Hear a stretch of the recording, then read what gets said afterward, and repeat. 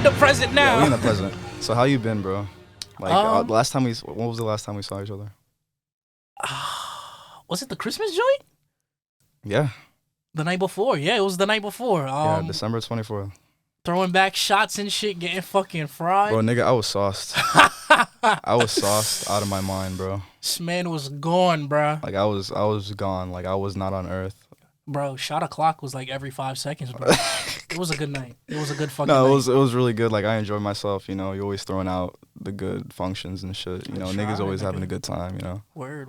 I do it for my niggas. Of course, you know, always. Hell yeah. But I've been alright though. Like I just, you know, just been grinding and shit, like working. You know, this work shit is ghetto, but we gotta fucking do it. Right. You know, because it's like, how else are we gonna fucking fund and fuel our fucking creative fucking endeavors? But yeah, if I'm not working, it's either I'm fucking working, I'm sleeping, or I'm outside fucking trying to experience life as like as much as I can. Like I'm Mr. Outside, respectfully. Like, Mr. Outside. I'm Mr. Outside. Mr. Outside. Cause like I be out here fucking dancing on tables and shit with liquor in my hand. Like, bro, like the party don't stop when you with Kazi, respectfully. Ooh. nah, like for real. Like I see you on Twitter. You always getting lit. I respect it. I respect it. Ah, word. word. Nah, but how you been, bro? How you been? Nigga, if you're Mr. Inside, if you're Mr. Outside, nigga, I'm Mr. Inside.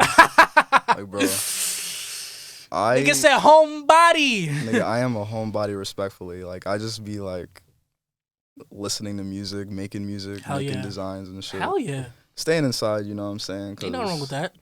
Nigga, ain't nothing wrong with being in the kitchen and cooking shit up, nigga. Come on now. Of course, you know. But yeah, like I just feel like, especially like with like the weather and shit, like I just learned more about appreciating the inside and shit like that. You know, like, you know, spending more time with myself, like just making shit. Like I just really tap in with like what I want to do. Word. But like this summer though, like I'm outside every day. Hell yeah. You know what I mean? But for now, like, you know, niggas just staying busy in the kitchen. Mm-hmm. You know, cooking. How you been personally? Where your heart at? Where your head at? Heart at, head at. You know, my personal life's been pretty fire, man. I'm not gonna lie. Like, happy to hear that. I'm happy as fuck. You know what I'm saying? Like, shout out, you know who. Yeah. But love to see my niggas thriving. But yeah, man. Like, I've been chilling though. You know, school's going good. Just everything's going really good right now. Yeah, same here. I mean, I feel like the nigga I am, it's like it's always tricky, but and it's like, you know, that like, and like I've told niggas that like I fell in love, and just been dealing with that and like, you know, the Kazi Baudelaire arc. Kazi Baudelaire. Yeah, I found love and it's cool, and it's like I finally put that shit out there, and I guess it's just like taking it day by day type shit, because it's like you can't rush shit, and I'm grateful for like that person understanding, and I'm grateful to have my niggas, because it's like, yeah, I put that out there, and like even though like I'm not in this very moment fucking cuffed up, wifed up, and like I'm in the car about to go on my fucking honeymoon, like nah. So like you taking it slow type? Yeah, I'm still single. I'm still doing my thing, but like I definitely know where the fuck my heart is, and she got it. So, and that's the only soft shit y'all get from me on here. That's it. That's a very rare Kazi moment. I'm not gonna lie. I feel gross. Like, all right, that's it. All right, that's enough. That's enough. Nah, honestly, like, yo, man, like I feel the same. Like we both done our Baudelaire arcs right now. Yeah, for real. You know, like it's going really good. You know. I had myself a nice ass Valentine's Day. Unlike y'all niggas, you know, like y'all niggas was down bad that day. Nigga, I was chilling, eating some fucking what I ate today. That day dumplings. I ate dumplings. That shit was good as fuck. As you should, nigga. You know that shit was fire. You know what I'm saying? You mad as fuck? Nah, for real. No, I'm kidding. But yeah, man. But shit's been going good between both of us, I see. Yeah. So that's fire. Things been going good for us, and we just trying to bring that energy here for y'all. Word. How do you feel about confidence? You just gonna hit me with it like that, my Yeah, nigga? man. Fuck it, bro. Let's just get into it. Heard it. How do I feel about confidence? I hear the word confidence, and GTA 5 and how like it starts off with like Michael DeSantis sitting on the beach. Yeah. Like that specific beach. Mm-hmm. Like, you know how niggas be jogging on that beach? Because Right. that's a real beach in real life. Right. When I think about the word confidence, I just think about someone jogging on that path on that beach. And they're jogging and they're jogging. When I think about confidence, I think about Run It Up by Tyler featuring Tizo. Like, confidence isn't it isn't natural. Like, right. Like, or so you think like confidence is like something that like you achieve? Yeah, it's like it. I meant to say it is natural. My fault. It's like it's not manufactured. Okay. Like you need to find that within yourself. Right. It's like a you gotta search for that shit. It's not learned. Right. But, honestly, like I definitely feel the same way. Like same with like fulfillment. Mm-hmm. It's like both of those you kind of have to like. There's no like cheat code to that shit. Word. You know, like there's no like secret recipe. There's no secret formula. No fucking like roadmap. You really gotta like just know. Like if you know you have it, then you have it. You know what I'm saying? Like, and it's really not like it's not easy at all to find that shit. Especially confidence, like, you know, especially like with being like creatives and shit. Hell yeah. And like comparing ourselves to like other niggas, like that shit could like vary. Yeah. You know, like an on and off switch, you know? Could be like a status, like, oh, like I'm confident right now, but like if I like look at this thing, then like it's like fuck, like maybe I'm not as good.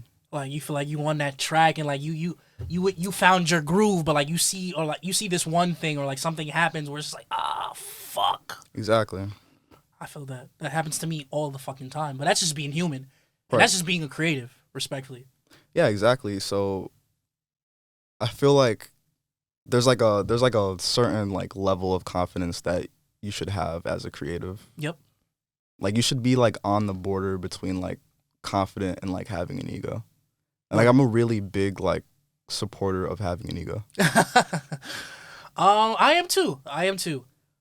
And I feel like that like kind of like brings in that whole concept of ego death. Mm-hmm. What does ego death mean to you? Like, and how crucial do you feel like it is as like a creative and like being creative and like having an ego death in terms of like striving for certain things and getting to your goals?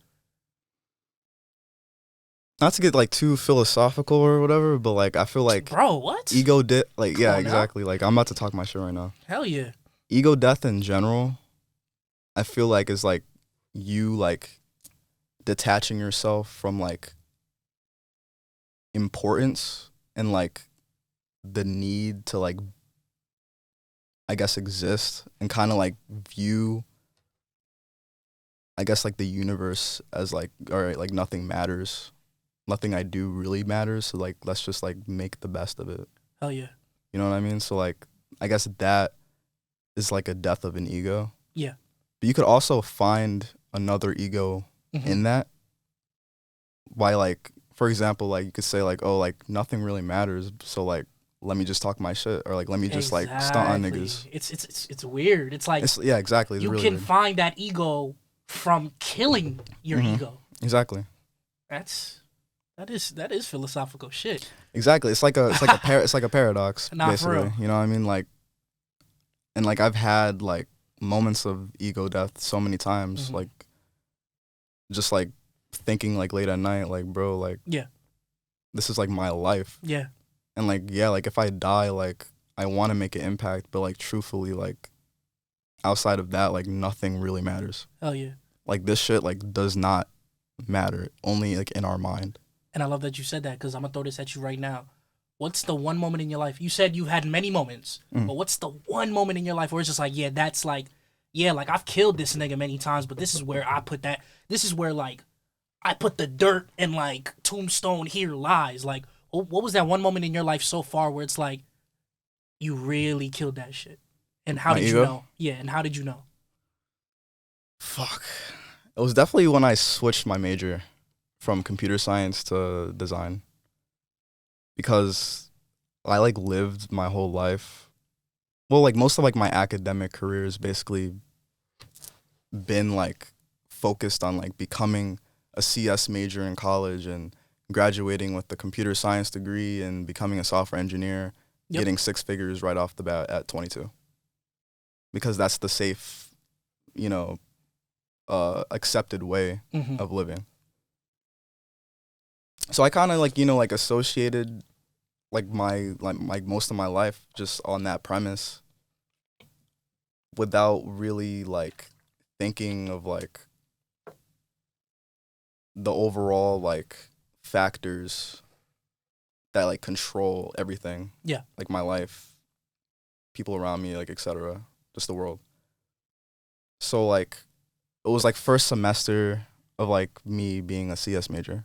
And like I was sitting in a fucking programming lecture, just like, bro, like I really can't do this shit like as a living. Like I just can't like do that. Like I physically, like mentally, like I'm just not capable of doing it. It didn't feel right. It just did not fit, like it just didn't sit right with me. Like, you know what I'm saying? Like I just knew like, and I've never had this feeling before where like I'm just not supposed to be here. You know? So like I told my like advisor or whatever, like, yeah, like I need to switch my major like by next semester. So like next semester I switched to design and like, well actually not, before that, I've had like conversations with like friends and like myself even like about like even switching, because it's like I'm like basically like killing off like all that like past, you know, like need for like to feel accepted in society, and instead like I'm trying to feel accepted like with like myself. So I kind of like killed my ego of like you know what I'm trying to say? Like it's like it's really like hard to like explain. Now I understand. Yeah. It's like you like you had to like go through that ego death to really find like what you were meant to do. Exactly. And that's important. Not many people have like the inner strength to really know that. Some people like get in your position and they fold. They fold. They're like, no, fuck it. I could do this. I could pull through. But it's like, you got to know, like, it's a really important skill to have, to know when some shit isn't right for you. When you get that gut feeling. Exactly. Like I was just in like as a CS major, I was just thinking like why am I doing this if like I know like this shit will not matter. Exactly. Or like this shit like I could be doing the things I'm supposed to do. And it stems from that confidence. It's having that confidence of like, yo, like what I do, what I want to strive towards, what I'm into, that shit fucking rocks. And like I just know if I stick to that and I like really go for that shit, I can fucking do it because I have that confidence. Right. So like after I switched, like I'm fucking like I'm living like I really like found like what I'm supposed to do. Like I feel really secure with like this is like the shit that I'm supposed to be doing.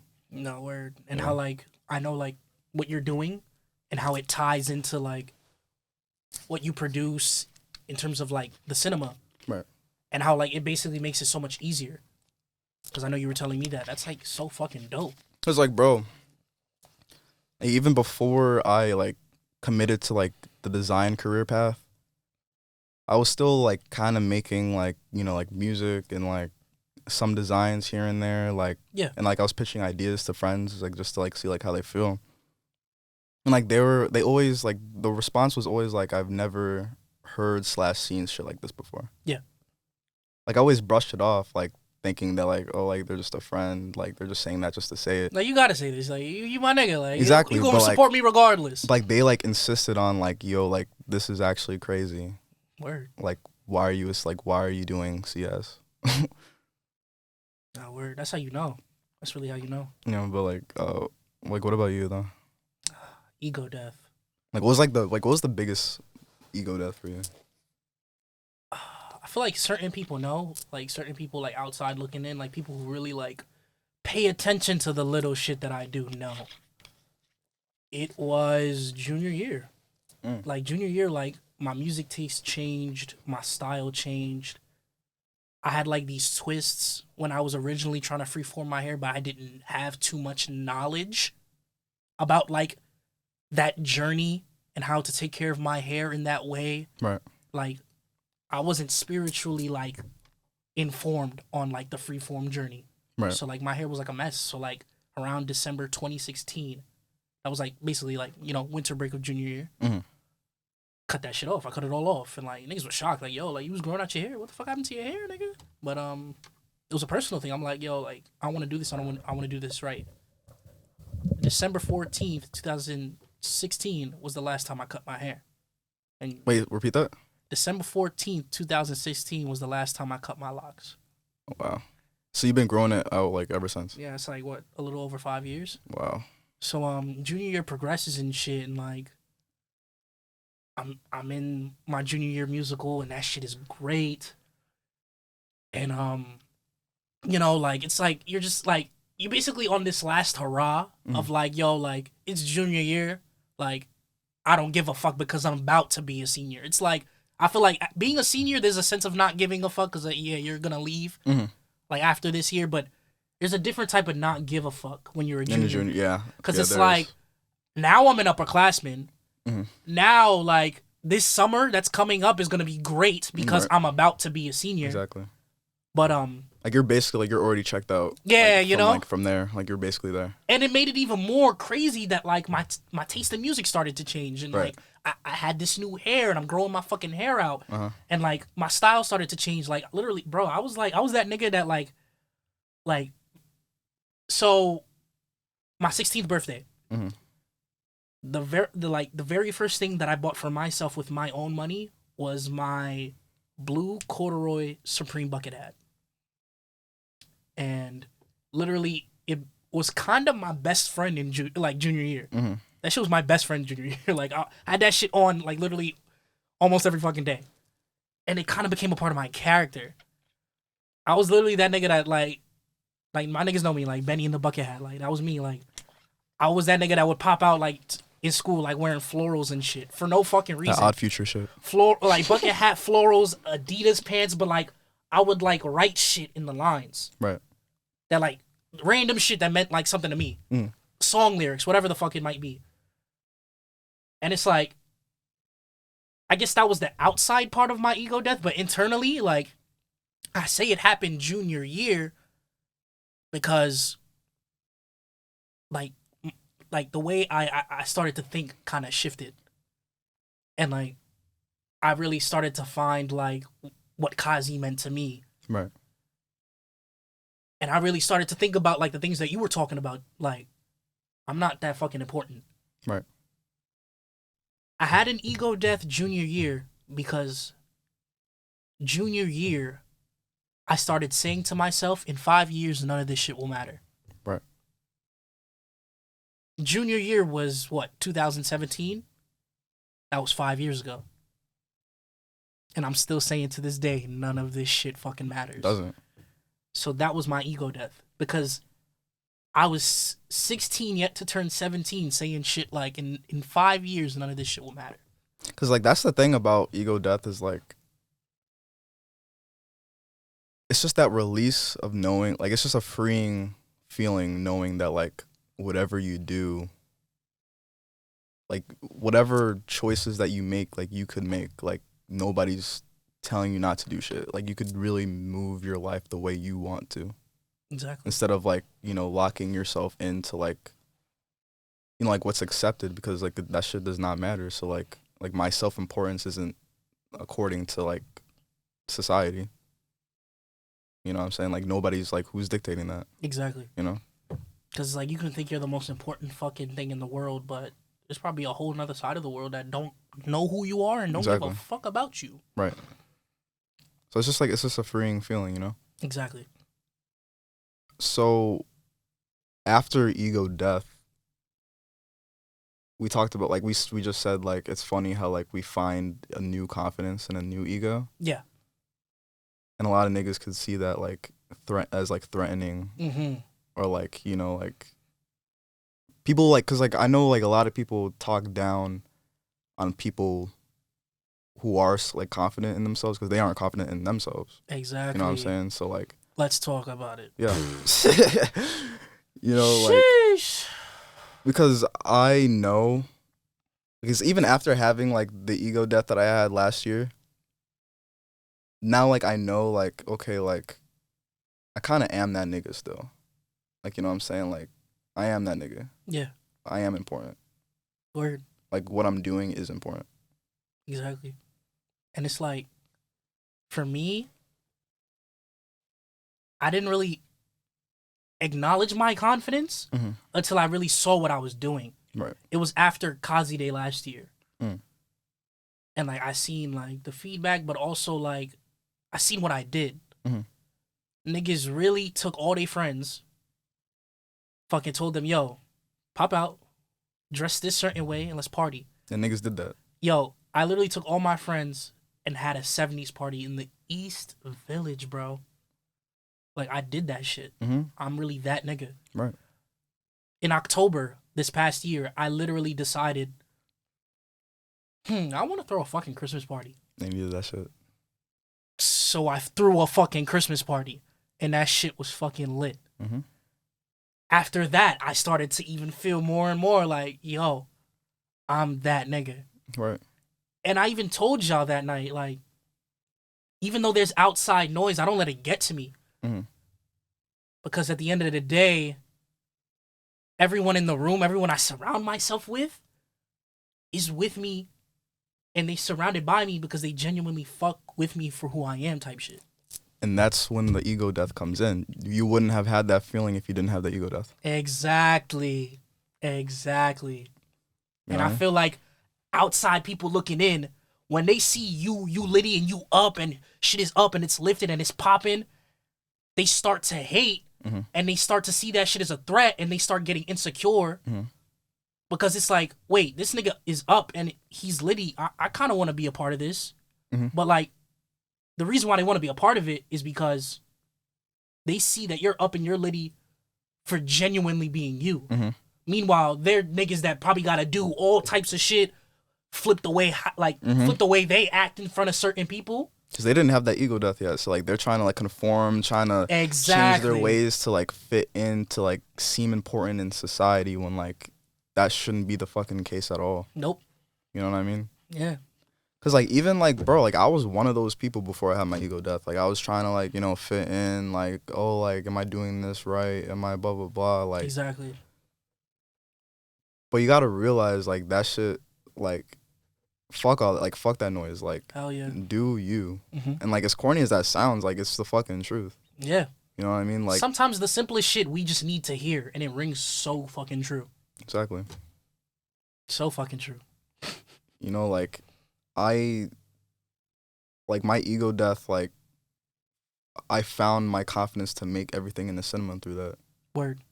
You know what I mean? Like, I wouldn't have made everything in the cinema if I didn't switch my major. Literally. Like, straight, like, that's just facts. That's insane, bro. You know? Like, imagine what would have happened. Like, imagine what that other path would have I would have been another depressed ass computer science major trying to get it by. That's crazy, bro. It's that confidence. It's having that confidence within yourself and knowing that your shit is popping. Exactly. Bro. So, like, people see that and, like, they kind of, like, you know, they could get jealous or, like, they could see that shit as a threat. Word.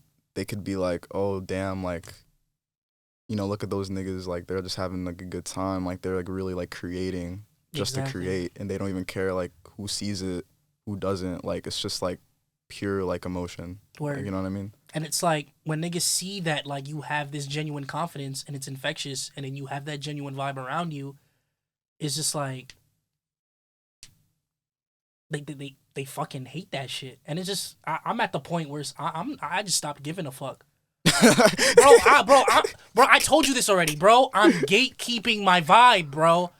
My energy is priceless, bro. Honestly, fuck it. Let's talk about gatekeeping and hating.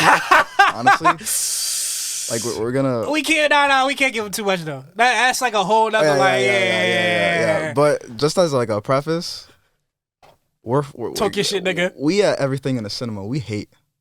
All right, we're haters, and we're gatekeeping. Big haters, big gatekeepers. Yeah, like we're gatekeeping, we're hating, like respectfully, like you're not like why am I like I'm not giving away the sauce. Respectfully. You know what I'm saying? Find it yourself, nigga.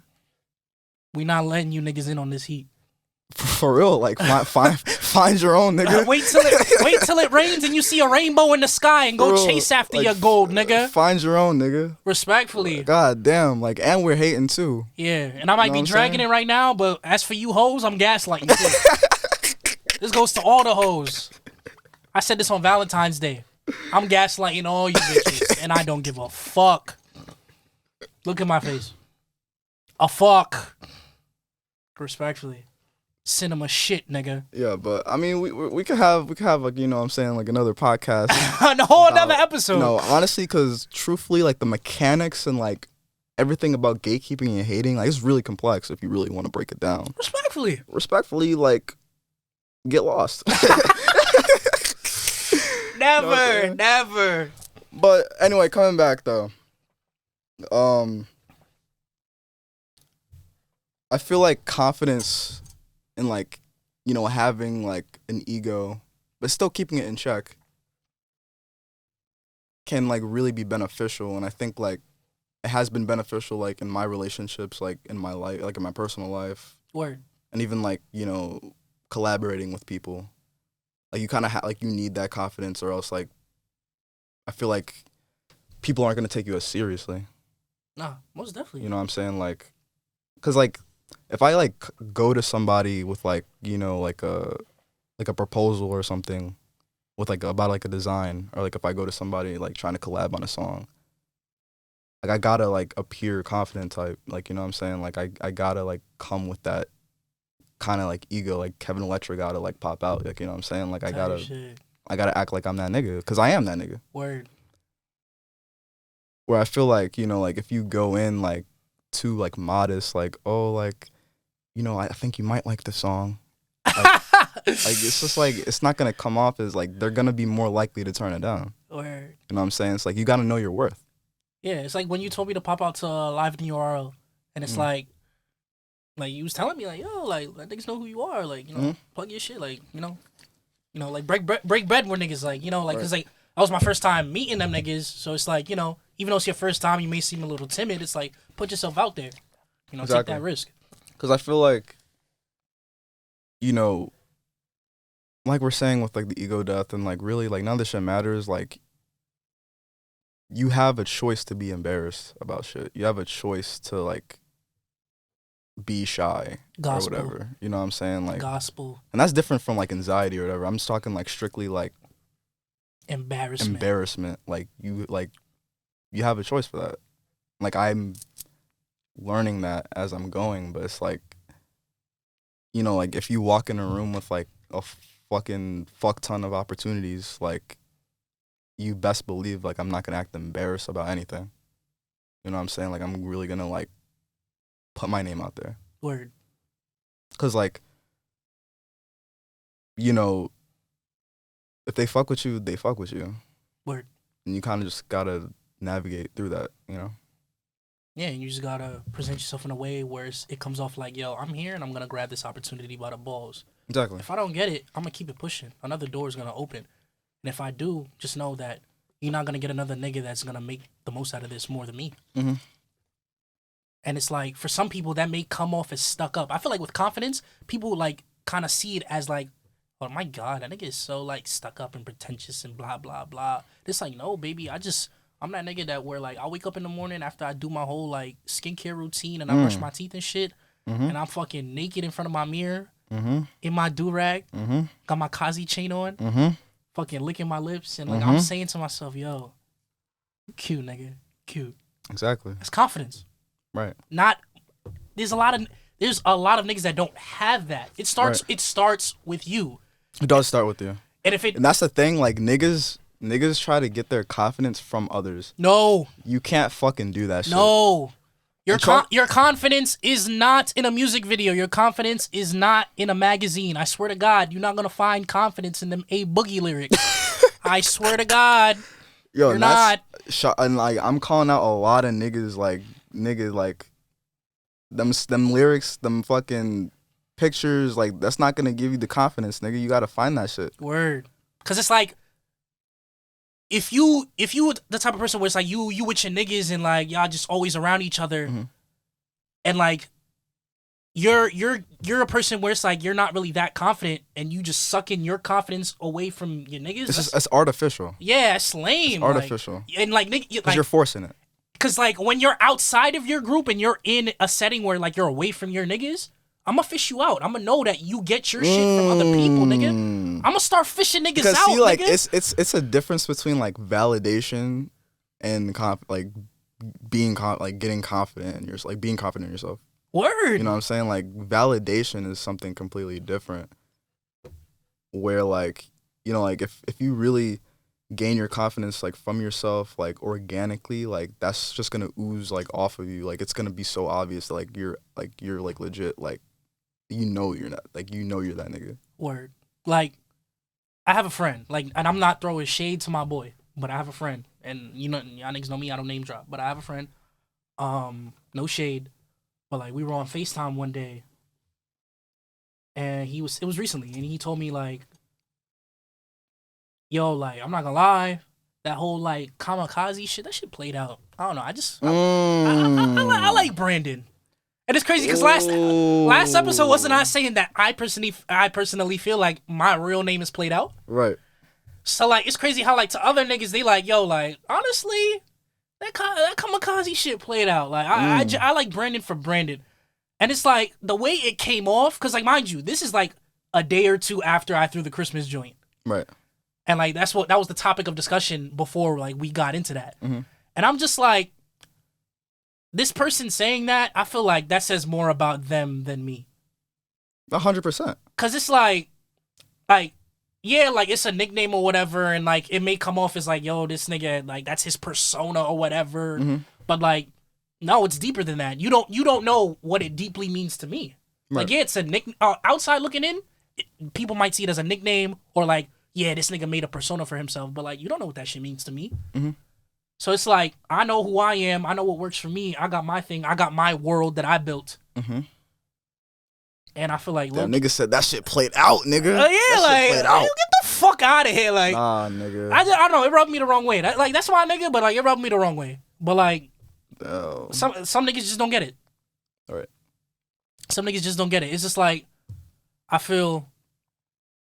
Some niggas, they feel like they know you, and they feel like they get so much right about you, but so much wrong at the same time. Yeah, exactly. Because like it just stems from like that insecurity within themselves. Word. To where like they feel the need to like, I guess like pick apart like arbitrary shit for for literally no reason. Shit is walk, bro. Like, I don't know. I don't fucking get it, honestly. How do you feel like, because that confidence within and having the ability to have that confidence, like we talked about it a little bit, but how important is it to have that, and how does it affect your relationships? You said, how does confidence affect my relationships? Yeah. I feel like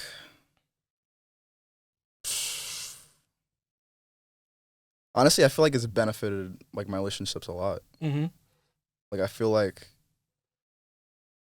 because like with confidence, like I put myself out there more. So like I just give more of my personality a chance to shine. Respectfully. You know what I'm saying? Same with like the work that I do. I just feel like, I guess like I give people more of an opportunity to perceive me. Yeah, I'm just leave it at that. Nah, that was a fire way to leave it, nigga. I give people more of an opportunity to perceive me. You know what I'm saying? Because like I feel like, yeah, like I could be a very mysterious nigga, and like I know that. But at the same time, like whenever people do hear of me, it's because of a good thing. It's because like, wow, like this nigga's popping off. Like this nigga's doing some fire ass shit. Hell yeah. You know what I'm saying? Like, I love that. And that's just genuine. Like, that's just who I am. Hell you know what I'm saying? Like, that's great. Exactly. That's like, there's nothing better than that. Like, right. I feel like for me, it's kind of the same shit. Like, I come off, I feel like I come off mysterious to a lot of people too. It's like, not even just that. I've been told by somebody that literally, yo, you are very hard to fucking read. And I'm like, I got that shit too. I'm not gonna lie. Baby, I like that. that's thank you. That's the point. Cause it's like, I never want to be fucking read. Like, never. So you don't like being perceived? No, I don't like being perceived. I don't like being perceived. Like, I don't like niggas thinking that they like it's okay. Right. Cause it's like, that's what you think, but like, that doesn't mean that's what it is. Honestly, I fucking love being perceived. Like, anything I make or drop or do, like anything that I do like day to day, like, I don't give any context. I leave it up for interpretation. And I love when people talk about the things that I do, like, in different ways. You know, some may get it right. I honestly, like, there's really no like right or wrong when it comes to interpreting like my music or like whatever I do, because like I just love being perceived. I guess, like, I don't know. I feel like I have some sort of appreciation for it. Yeah. Cause like, especially being a creative, I feel like you have to have some type of like natural appreciation for being perceived. Cause that's just like, you're a creative. Right. You're always going to be perceived. So it's either you find an appreciation for it or get used to it.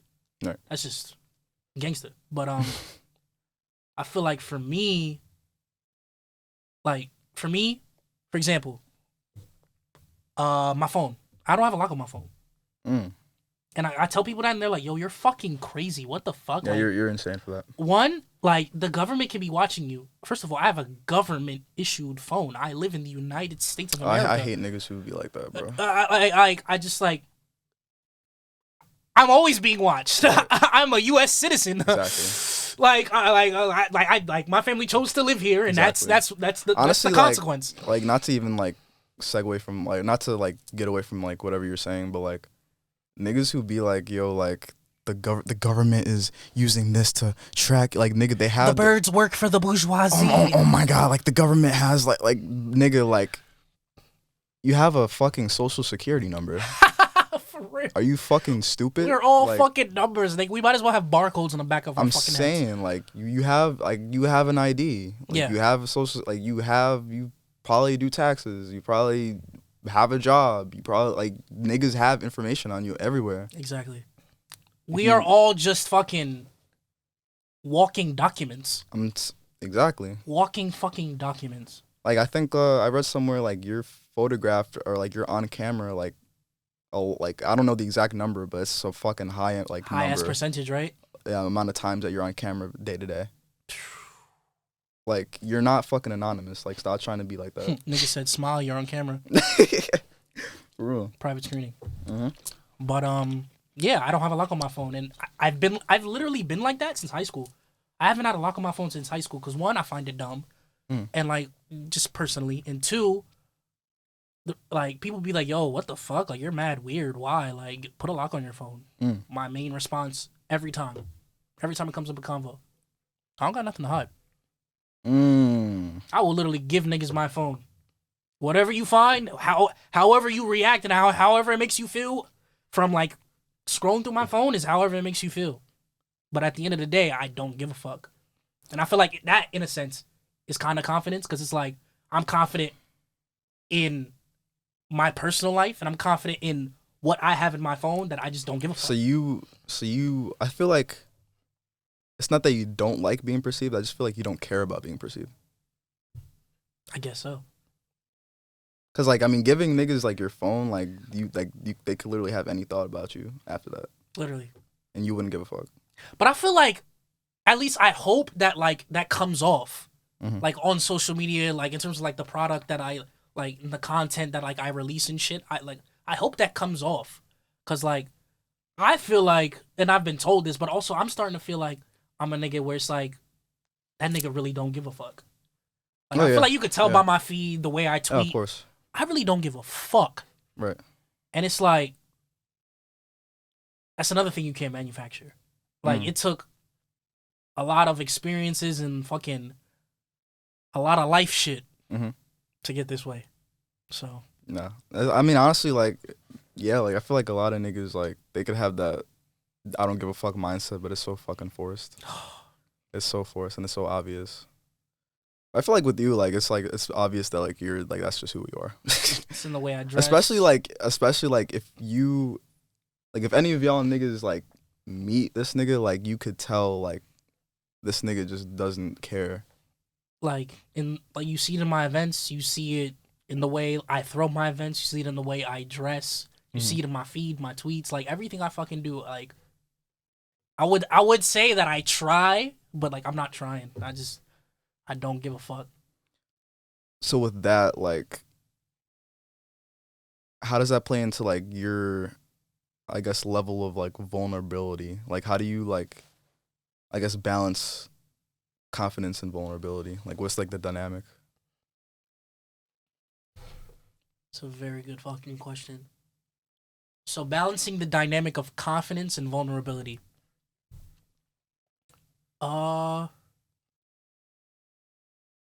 Well, with confidence, I feel like, yeah, like I feel this certain way about myself, and I have to find that from within, and it's, I'm running.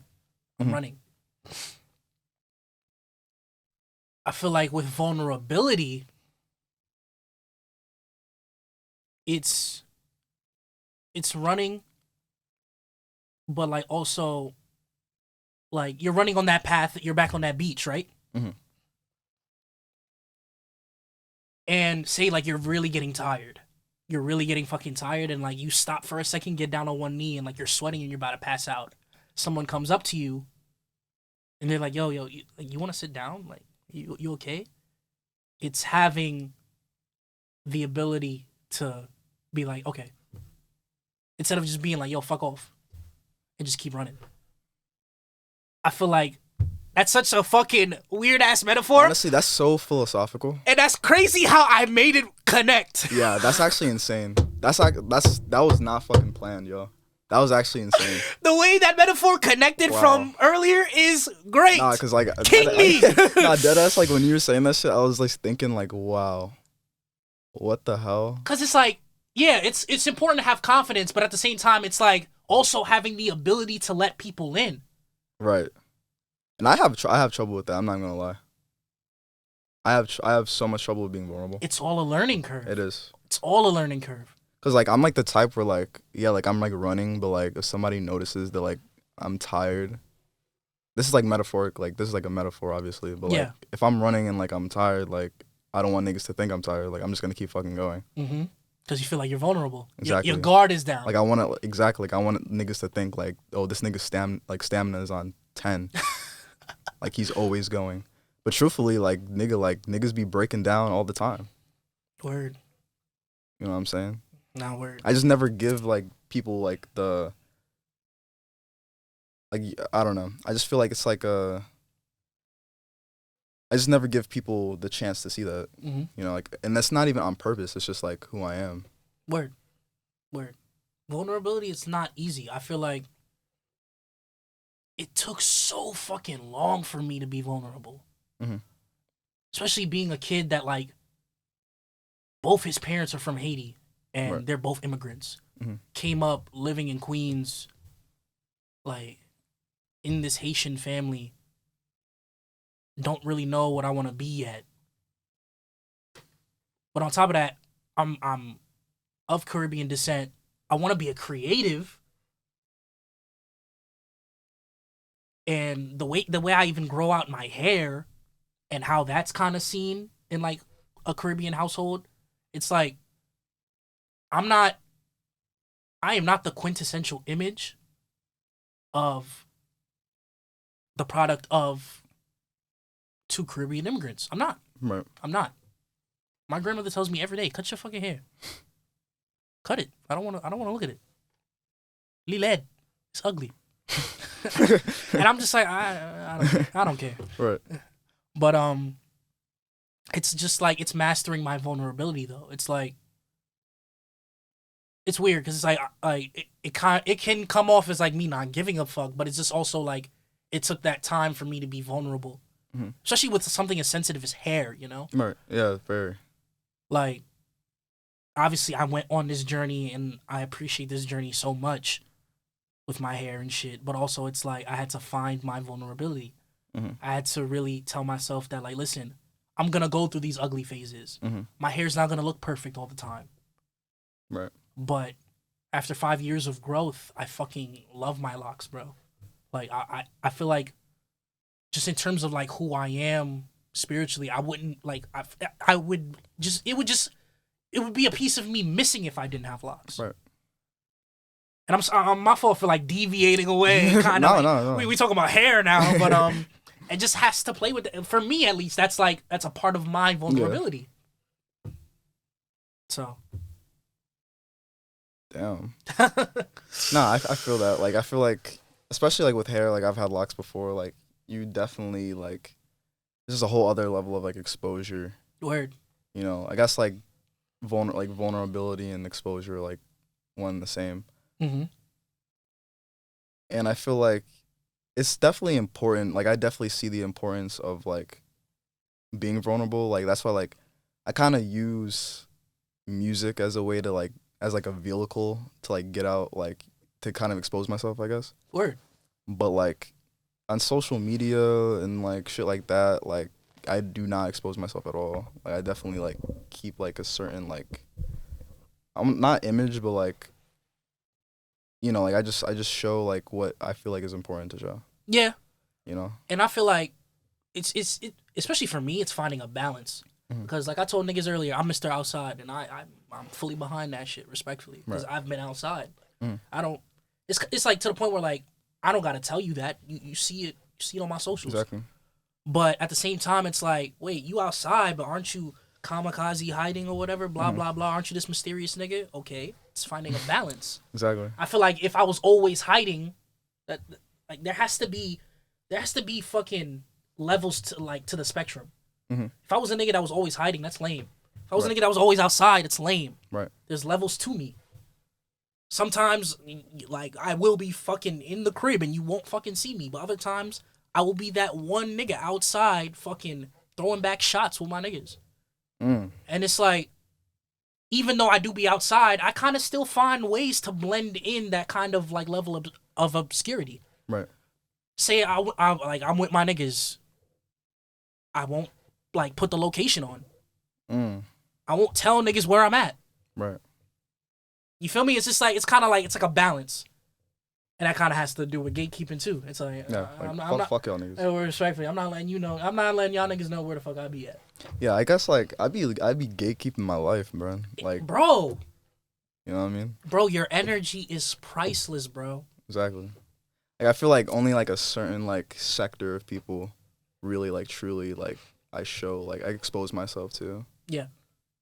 But like besides that, like, nah, I'd be gatekeeping that side. Word. You know? But I still at the same time like I give like little like breadcrumbs on like Twitter or whatever, like about like my personal life or whatever. Word. Very rarely. Yeah. But like besides that, like I want like a certain like I guess like side of me to be perceived. Sometimes it feels nice to bear your scars, especially when you don't do it often. I feel. But one question I definitely want to ask you is how important do you feel it is to open up and let your guard down personally? And this could be with anybody that you've personally let your guard down with recently, and creatively. Damn. You said like, wait, ask the question again. How important is it to let your guard down personally and creatively? So 2 ways.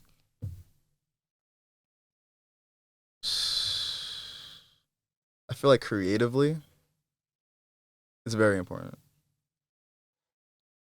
Because I feel like being a creative, it kind of comes like, you know, it comes with being a creative. Like, you gotta expose a certain side of yourself.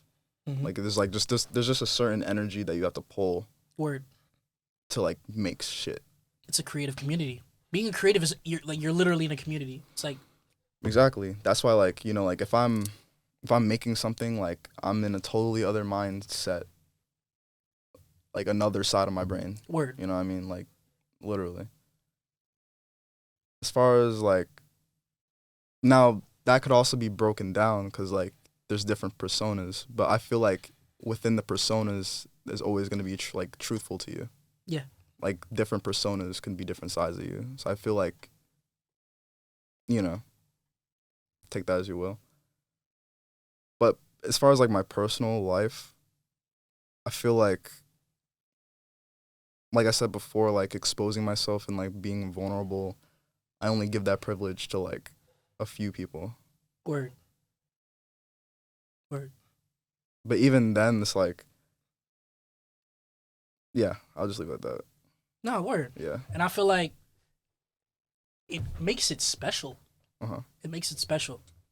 Because I feel like if I know you in real life and, like, I've told you, like, personal shit, or, like, I really, like, showed you, like, emotions and, like, not saying, like, I don't show emotions, but, like, you know, just showing, like, you know, like, that, like, I'm not perfect and that, like, I need help with shit, like, with certain things, or, like, you know, just stuff like that.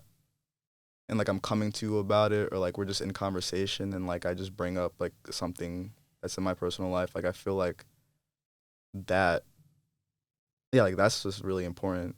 But, like, also, like, that, like I said before, like, not everybody gets that. Yeah. You know? I feel like that shit proves that you're human. Yeah. But also, it makes what you're being vulnerable about special. Exactly. It gives it a sense of specialness. Like, oh, like, he told me this. Like, I'm seeing, like, he's telling me this, and it has to do with this side of him that he's opening up to me. Right. Oh. Like, it creates a new level on top of the foundation that you've built with certain people in your life. Yeah, exactly. Like, it definitely builds, and it also can really, like, change relationships also. Because, like, you could have some relationships where, like, you know, the only thing y'all talk about is, like, a certain topic. Yeah. You know, like, you could have, like, online, like, for example, like, you could have online friends where, like, oh, like, new Kanye just dropped, for example. Oh, like, did you check it out? Blah, blah, blah. Like, you only talk about music, or, like, you only talk about sports. Like, there's just, like, there's certain friends for that. Yeah. Then, like, when you really start to, like, dig deep into, like, your personal lives and, like, really, like, exchange, like, that energy, because it's the energy exchange that, you know, that's happening there, that really elevates, like, a relationship for sure. And I feel like it's just, it benefits both people. No, word.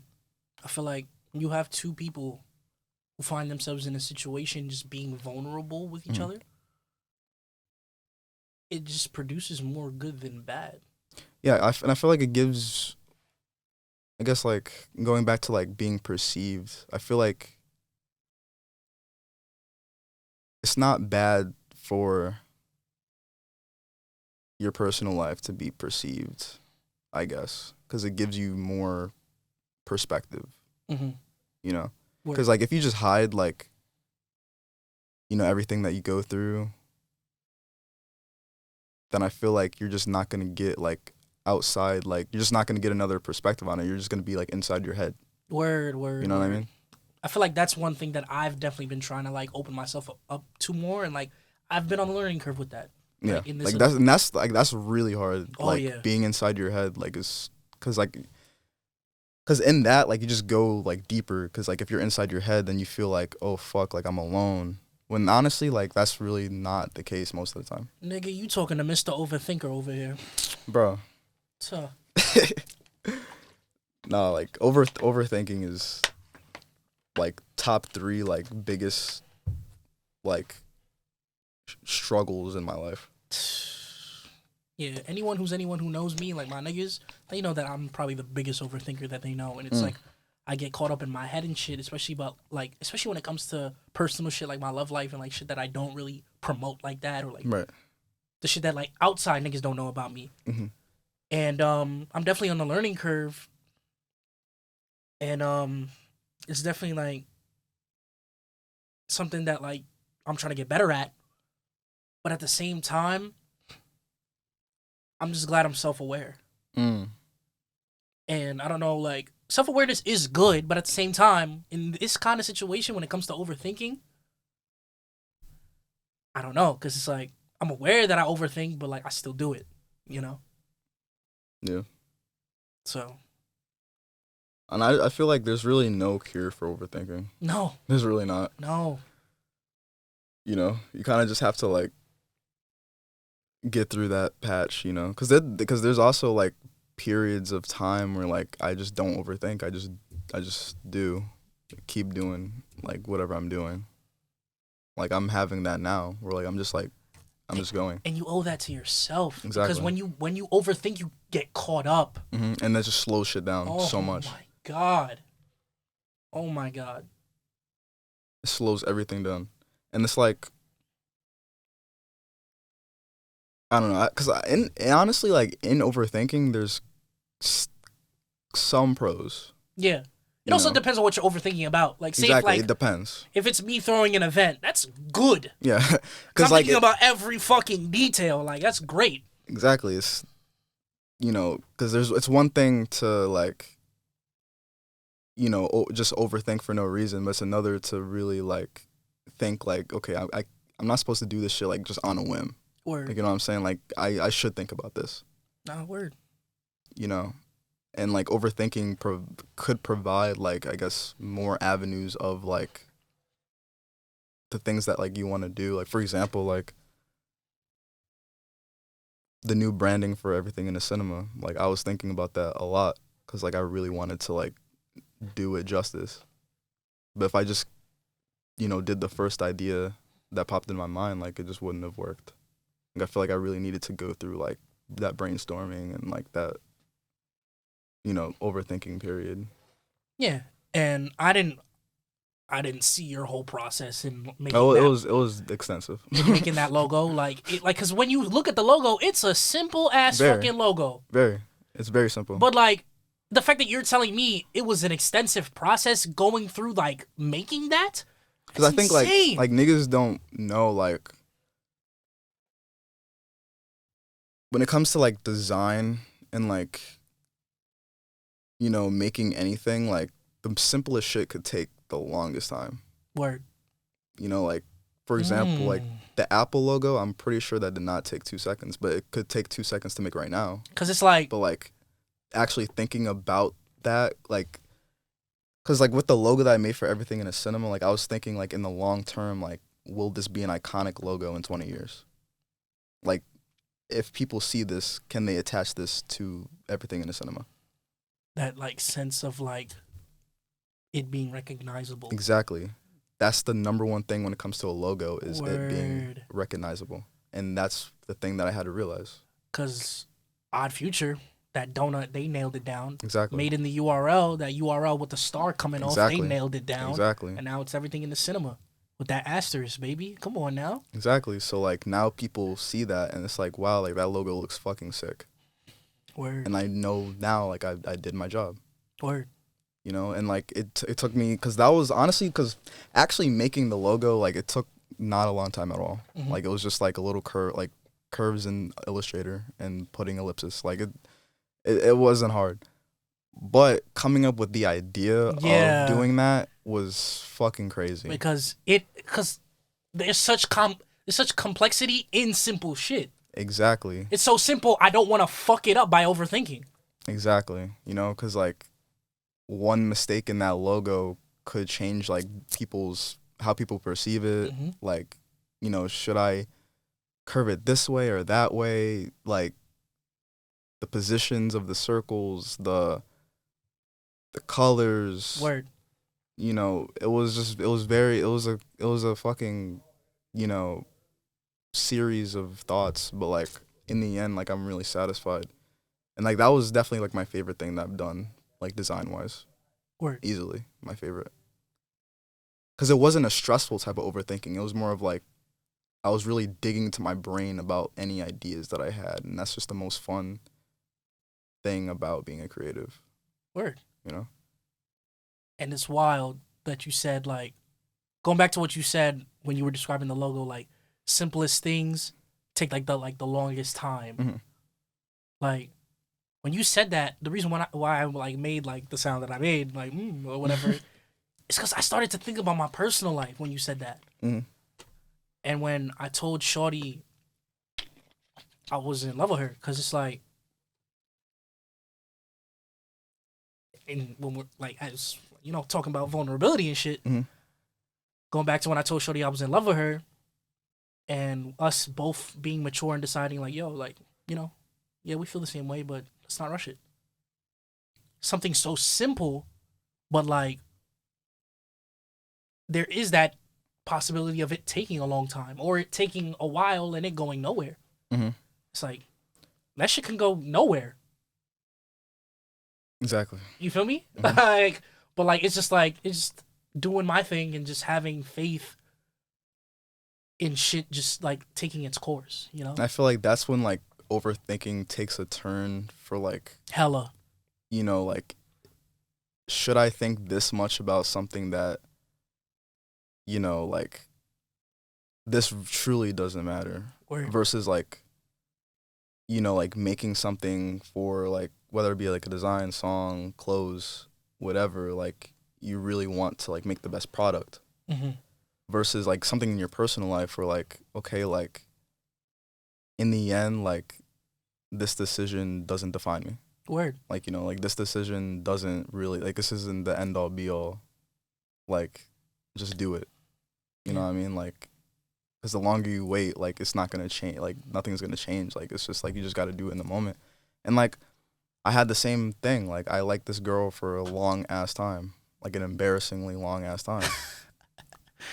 And it's like as soon as I told her, she said she felt the exact same way. And I'm like, bro, like I waited this long for an answer that I could have gotten so long ago.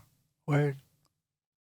It's like, it's just like, it's really just that, like overthinking with like something that is like something that you're making versus something that is like kind of like a split like decision. Like that's the duality, I feel like. Yeah. Some more than others, like. Yeah, and like, yeah, exactly. Like some, this like, you know, circumstances and like decisions are different than others, but like, you know. I feel like for some people, it takes a longer time to open up than like other people. Exactly, yeah. Like it took you a while to open up in terms of like addressing that and addressing your feelings. Exactly. Because I do not open myself up like that. Yeah. Like I'm not that vulnerable. Word. You know.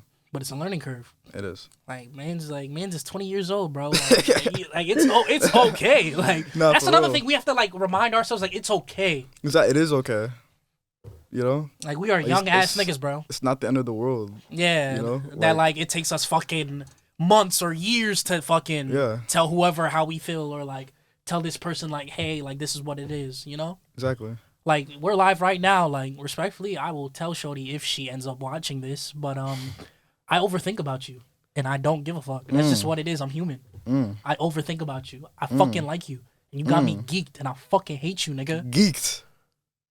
Fuck. Oh, fuck. Fucking weak. Oh man, but fuck. That was like a lot. Word. Shit. Niggas is like, let's unpack that. Yeah, like we really like we unpacked a lot. Word. But biggest takeaway in terms of like balancing private life versus personal life, or like what could you like tell someone who could be watching this right now, like yo, like what's a good way to balance private and personal? Private and personal is crazy. Damn. Cause like private, like that's type like just myself really. Yeah. You know. I would say this, like it's really important to have a balance, you know.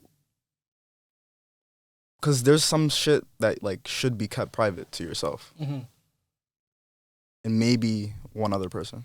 Yeah.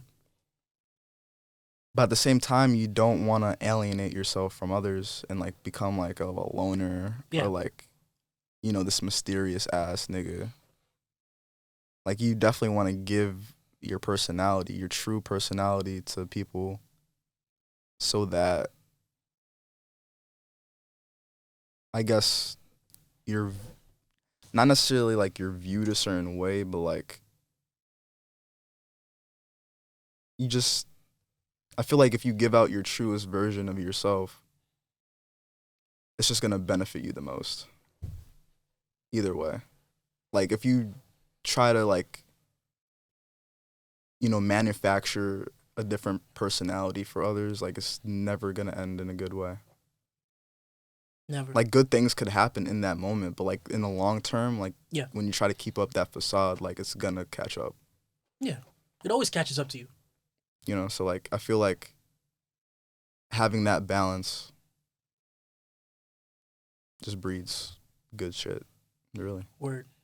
I agree. I feel like it's a balance, bro.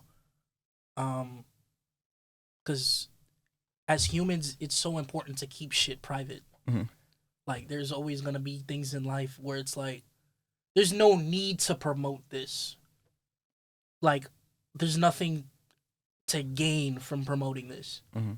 It's like, I can keep this private and niggas won't bat an eyelash. Like, right. Niggas will go on in life not being changed by what, like, not being changed by, like, this certain thing that they don't know. But, at the same time, you just don't want to alienate yourself. Exactly. From, like, the niggas that you love. So that's why, like, you know, there's a difference. Like, private life, like, yeah, like, there's definitely certain shit that you gotta keep close to the chest, close to the belt. But, in terms of, like, your personal life with, like, your friends and shit and, like, your circle, like, it's definitely important to, like, you don't gotta let niggas in, like, all the fucking way. Like, here I am, expose yourself. Like, no one's telling you to do that. But, like, definitely, like, you know, do it in doses if you can. Like, I'm definitely on that learning curve right now. Yeah, too. Of course. Like, I feel like it's good to, like, yeah, like, you could keep shit to yourself, but also, like, don't let that alter the things that you could share about yourself. Like, you know what I mean? Like, just don't change anything about you, really, and then you're good. Like, when it came to, like, shorty, I wasn't gonna tell niggas. I was just gonna keep it to myself. I was just gonna tell her and that's it. But, like, I told you, I told Parfait, I told Messiah, Sav, like, all my niggas, like, because I felt like those were niggas that deserved to know. And it's like, deserve is a weird word to use because it's like, deserve to know? I don't know. Who decides that? But at the same time, it's like, it just felt right with you. Yeah, it felt right with me, you know? So it's just finding that balance and, like, literally, like, for example, like, the whole, like, how we're perceived on social media. I literally, like, made a close friends recently. And, like, you're on it. And, like, for the longest time, I always felt like close friends and private stories and blah, blah, blah was so stupid. Like, I don't care. Like, but it's like, sometimes, like I like it because it's like, sometimes you do want to post shit. Or, like, you do want to just have a random thought just fly out into the air. Right. But, like, again, gatekeeping. Like, now all these niggas deserve to see that shit. So it's like, you know, having a little pocket reality where you can throw shit into the void and like pocket reality is crazy. MCUs type shit. Pocket reality where you can just throw shit into there and niggas is fucking with it. That's kind of cool. Yeah. So I like that. But nah, OD. That's wild. Oh fuck. We getting multiversal in here and again. For real. Kanye West is a really good example of controlling your fucking narrative. Unapologetically. And I'll be the first one to say it. Like, Kanye West, like, he's a fucking genius. Greatest artist of all time. And I feel like I don't give a fuck. Like, what he's doing on Instagram right now is crazy. Like, it's good. And crazy in a good way. We've talked about confidence. We've talked about vulnerability, opening yourself up, and no one's really been more vulnerable than Ye right now. This is probably the most vulnerable this nigga has been. Everything he's been going through in his personal life. His balance of his private life versus personal life. And I feel like what he's doing, I feel like people are afraid of this. Oh, for sure. Because, you know, on social media, like, we're always used to, like, you know, I guess, you know, gatekeeping our personal life and, like, I guess, worrying about being perceived in a specific way. Yeah. Like, we post certain shit, yeah. blah, blah, blah. I feel like Kanye, he's posting literally everything. He gets a thought, he posts it. He gets a thought, he posts it. And that's the craziest thing is, like, he says that he's controlling his narrative, but he's only controlling it by saying everything. He's not even controlling it. But at the same time, like, society's structured in a way where, like, fucking artificial narratives that we put out is considered the norm. Yeah. So, like, when he puts out everything, all the truths, all the lies, all the dirt, bears his scars, all that. Everything, people are fucking afraid of him controlling his narrative by being free about everything. Word. Oh my God, this thing is crazy. Exactly. Bro, and I'm saying, like, because I guarantee you, talk your shit. If he never said anything on Instagram, all the headlines would still be the same. And honestly, like, I just feel like there'd just be less of an argument for him if that would happen. Like, you know what I mean? Word. Like, I feel like he's just standing up for himself. Mm-hmm. Like, he's telling his truth. Whether you disagree with how he's doing it is up to you, but, like, he just feels right doing that.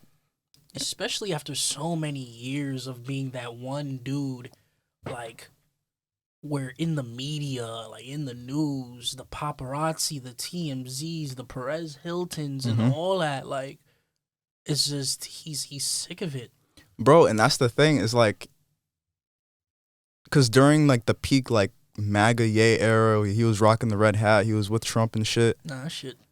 The fucking headlines and, like, conversations about him are fucked up.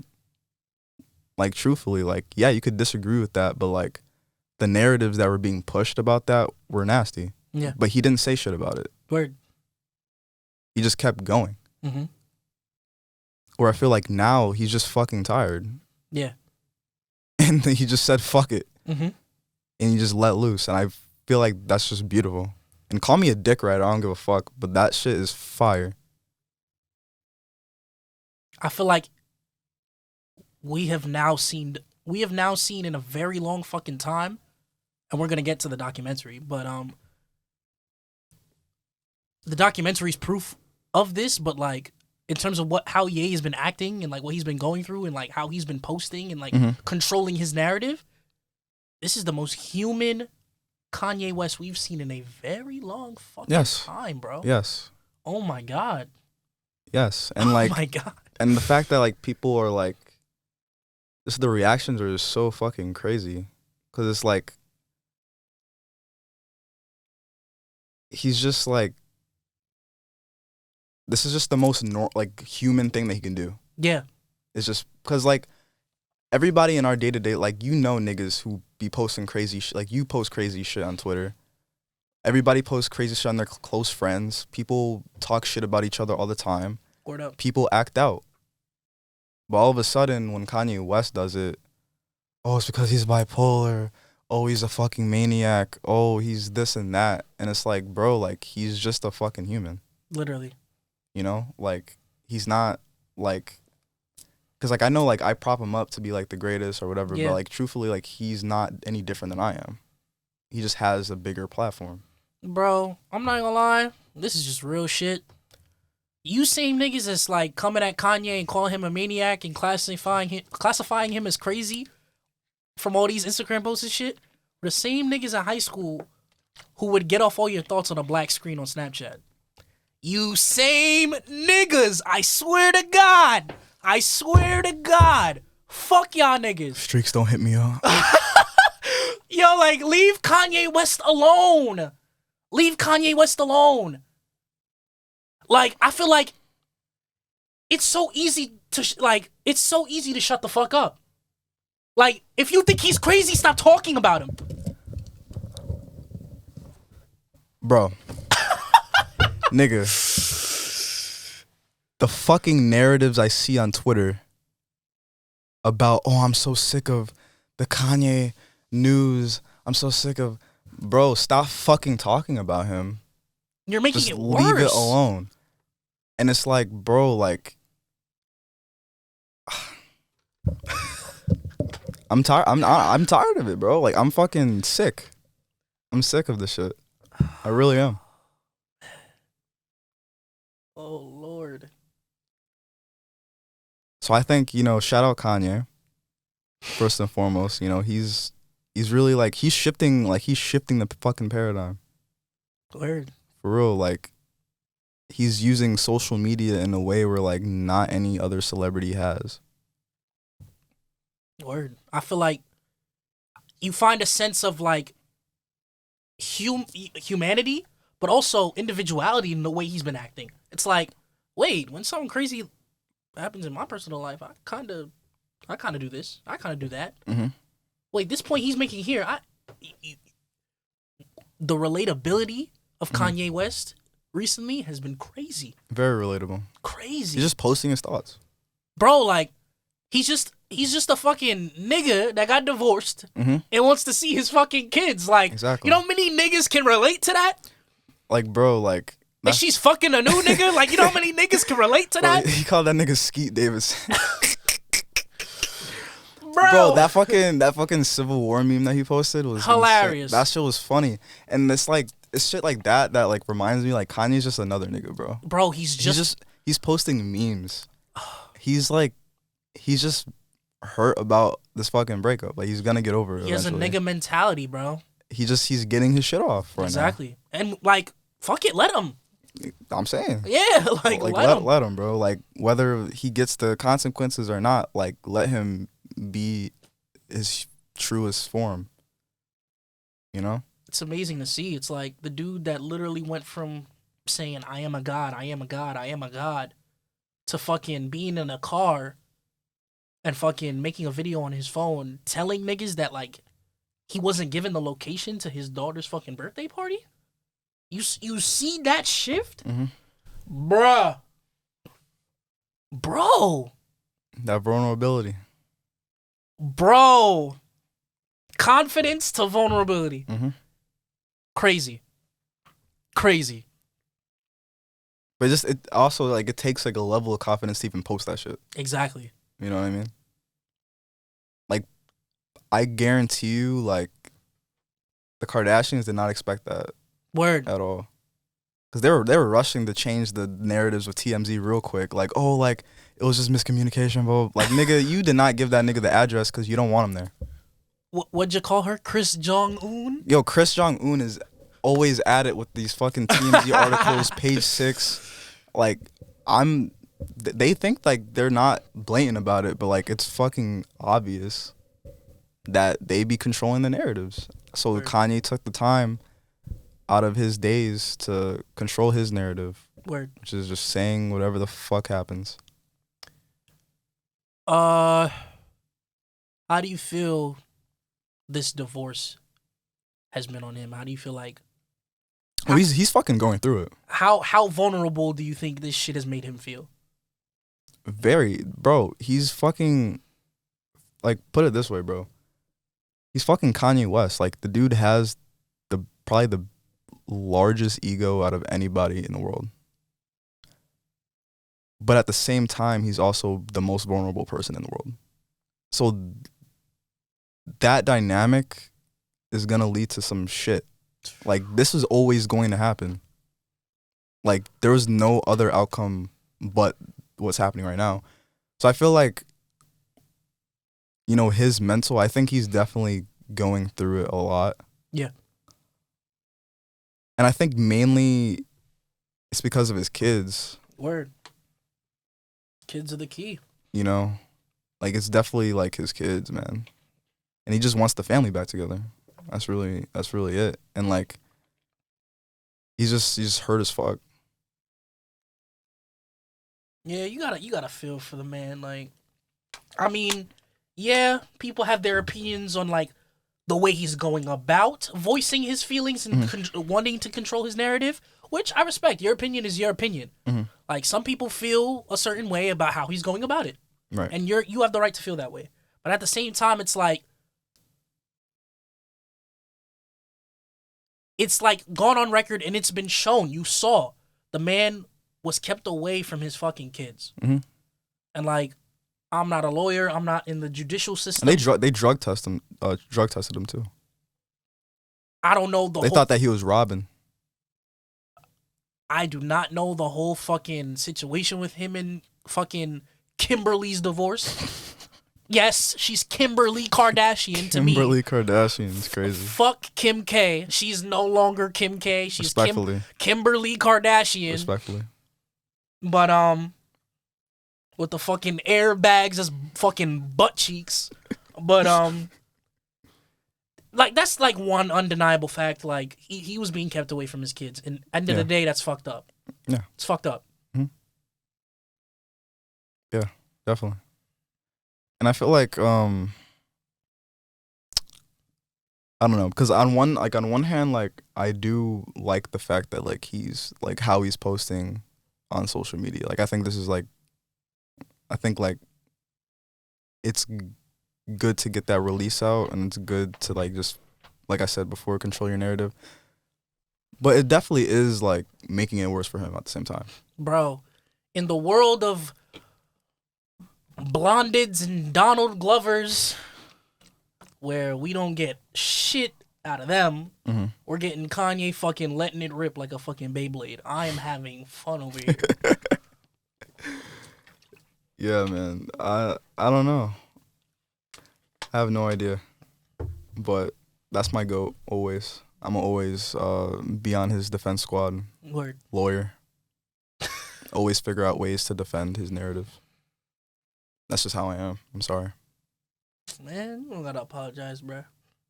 I meant that shit sarcastically. Fuck y'all niggas, bro. I don't give a fuck. How do you feel about him wanting to control the narrative of, like, how his kids are perceived in the media, and, like, him wanting control over how his kids are perceived in the media? I'm so glad that you brought that up. Oh, yeah. Holy fuck. And this whole North on TikTok shit.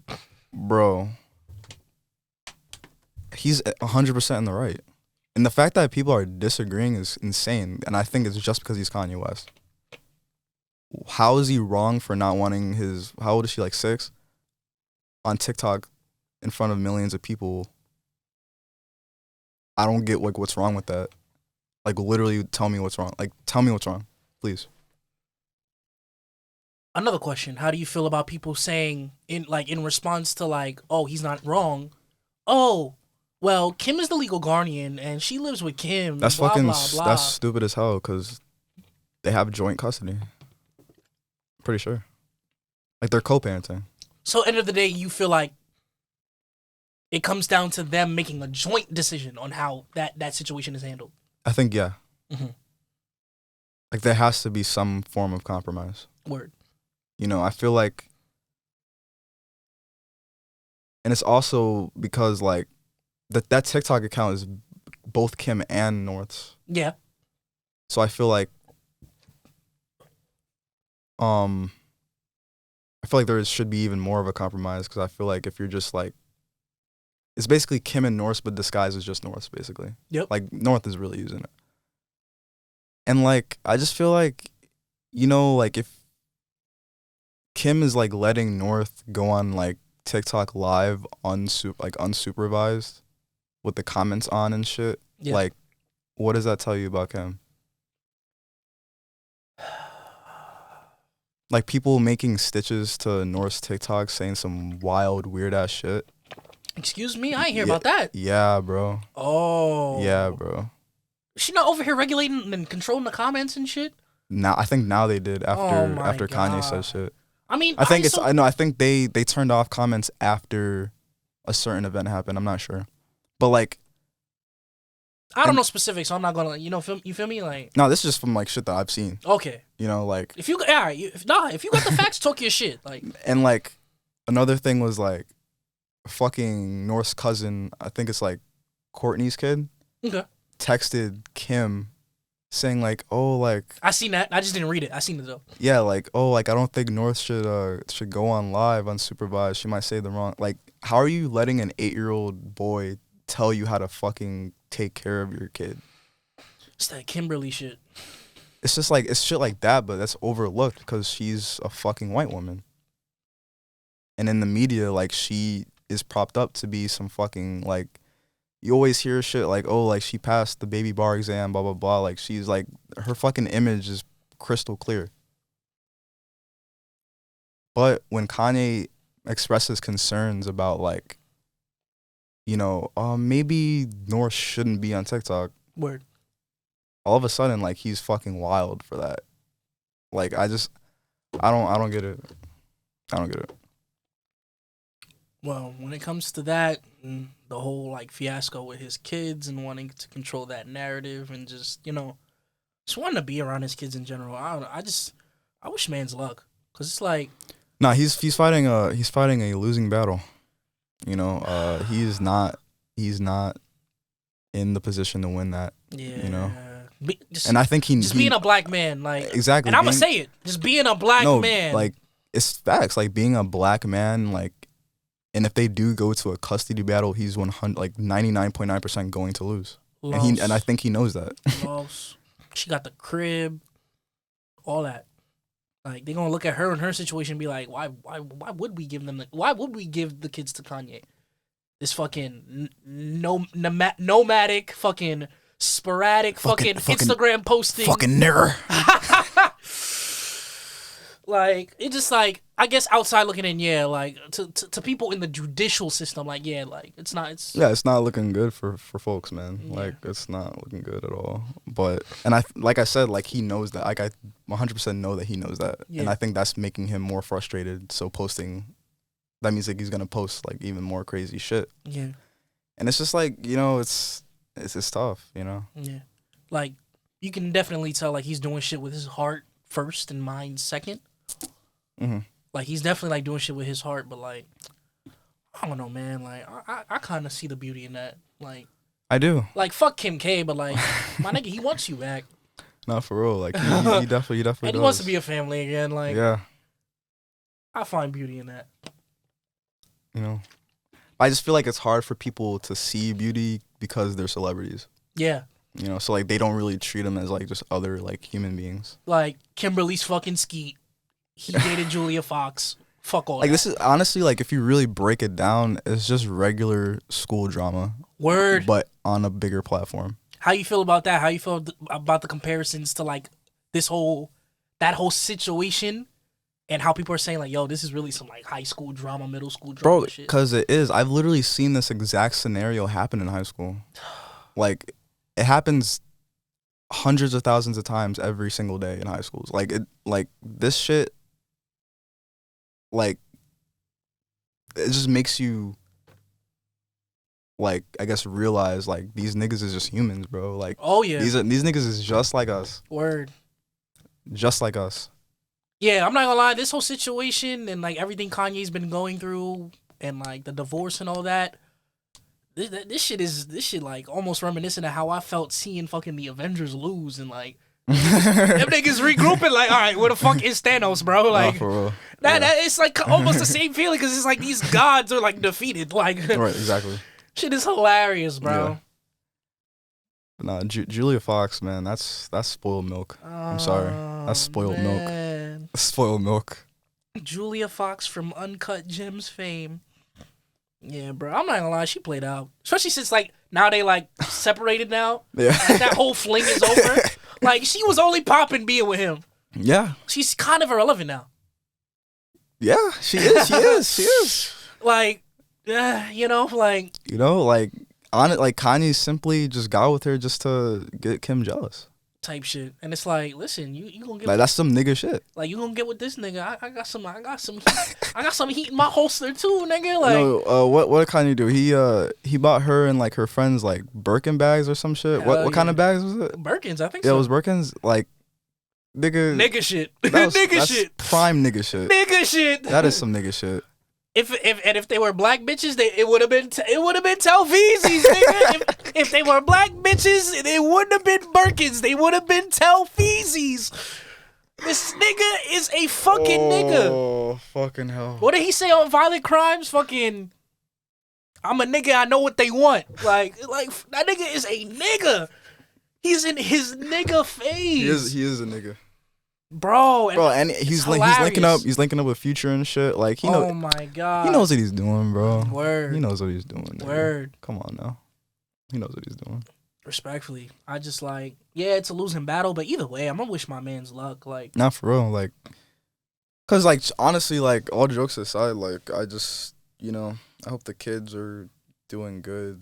Yeah, cause it's like why does what him and Kimberly go through have to affect the kids? That's what sucks. Yeah, that's what sucks the most. I think when Kanye, it was like Kanye and North at the Super Bowl, and like they put them up on like the projector or like whatever. They booed them. Oh, really? Yeah. That's fucked up. I mean, they don't care, but like, it's just like but like just think like from like North's perspective, like she does not know like why they're booing them. Yeah. It's like now she's gonna have those thoughts. Oh yeah, she's never forgetting that. Yeah, exactly. Super Bowl, all these legends in the halftime show. Fucking, it's in my hometown and I get booed. Exactly. And I just feel like like divorce and like splittings and whatever, like it's never easy on a kid. So like especially that age, like it's like fuck. Yeah. But I mean, c'est la vie. No, it's crazy because like I had a thought like when you were fucking talking about how like this shit like really relates to like high school and shit. Like I was thinking like, damn, I was in that boat. Fucking being in a relationship and then like that relationship ends and then like that she's with a new nigga. I've had that happen to me multiple times. Yep, literally like everybody's had that experience at least once. Like if you didn't, then you're lying. Like that's happened to you one way or another. And it's crazy because it's like the same niggas that's coming at Kanye for like the way he's going about this situation. It's like those are the same niggas where it's like in that position, they probably were in that position. Mm-hmm. Were in a relationship of some kind, have it end abruptly, and like 2 seconds later they with a new nigga. You're lying if you're telling me you didn't have that feeling of doing what Kanye's doing right now. Just being loud and being a nigga. Yeah. You're fucking lying. You're fucking lying. Fucking lying. You're fucking lying. For real, like, because we all, bro, it's a nigga mentality, bro. We're all niggas, bro. Yeah. Sometimes, like we get pushed around enough, it's like, fuck it. Like, I'm gonna run my mouth. I'm gonna run my fucking mouth. And you gonna hear this. Run my fucking mouth. And you gonna hear this. Yeah. Respectfully. And that's the exact reason why I appreciate what he's doing. Brash, unapologetic. That's Kanye West. He's doing what everybody else wanted to do. But, so we were on the topic of vulnerability, and like I said before, there's no person in Hollywood, in the media, no other celebrity who is on the learning curve of vulnerability more than Kanye West. And when you think about vulnerability and Kanye West right now, you think about Genius, a Kanye trilogy on Netflix right now. Episode 1 on Netflix right now. Not an ad. So, bro, okay. 2 questions. How do you feel about him wanting like his like struggle to like control the narrative with that? Because like, how like he feels like, yeah, like I allowed you to record me for all these years, but it's like in terms of like it being published and blah blah blah, I want to say, I know that was a whole thing. So that's question number 1. Right. How do you feel about him wanting to control that narrative? Mm-hmm. And 2, what do you? Because like we both have not seen this documentary, by the way. yet to have seen it, but we will. I already know it's gonna be an emotional ass roller coaster. Like I really gotta fucking prepare myself for it. Like I'm gonna watch it tonight. Like today is February 18th, so February 18th, like I will watch it. Yeah, I can't guarantee that. Tonight I'm going out with my niggas. We're getting fucking fried. So I'll fried. I'm getting to that when I get to that, but I will watch it. I promise, pinky. Yeah. But yeah. Question number 1: how do you feel about him wanting to control that narrative of the documentary in terms of getting it published? And 2, how do you feel that documentary, like, what do you feel the documentary speaks in terms of, like, his vulnerability? All right. Now, how his vulnerability ties into that documentary? I feel like a lot of people were really, like, opposed to, like, him wanting to, like, intervene, quote unquote, like, last minute. But I feel like it is weird that he didn't get a final cut of it before it came out. Like, it is about him, and I feel like it's just, like, his right to, like, see it before it comes out. Word. Like, just in general. I'm not going to say, like, he should change everything about it or change anything at all. But I'm just saying, like, at least give him the opportunity to, like, fucking see it. Word. And also, like, I just feel like, especially, like, in the time that we're in now, like, there are some false narratives that could be pushed from that. Yeah. But overall, I feel like I don't think he was in the wrong for wanting to see a final cut. Like, I think that's just, like, what should happen. Yeah. So as far as, like, vulnerability within the documentary, and like I said, like, I haven't seen it, but from what you have seen so far, like trailers, yeah, like from, like, because, like, I know reviews, I know, like, the one clip that stands out in, like, my mind that I've seen is when he played All Falls Down. Yes, sir. In the Rockefeller offices. And it was basically, like, the final version. Like, it didn't sound that different from what was released. Yeah, it had the Lauryn Hill samples cleared and everything. Exactly. Like, and, like, his vocals sounded a little different, but, like, besides that, it was basically the song. Yeah. So if he pitched fucking All Falls Down and nobody cared, I feel like I could do anything. You know what I mean? I love that. Like, I just feel like, and, like, I've heard that, like, there's, like, hella moments like that on the fucking documentary, which I can't wait. So it's just, like, that, I just feel like should be essential viewing as a creative. Like, right. I just feel like if there was, like, or just niggas that, like, are either in and around the hip-hop scene or just appreciate hip-hop. Yeah, like, exactly. Like, I just feel like